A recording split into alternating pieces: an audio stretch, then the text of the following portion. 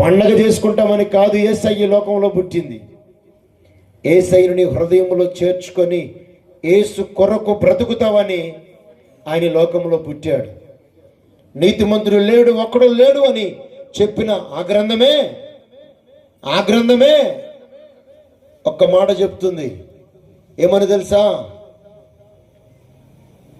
ఎవరు నా రక్తములో కడగబడతారో వారందరినీ పరిశుద్ధులుగా మార్చేస్తానన్నాడు. గట్టిగా చెప్పాలి హల్లెలూయా.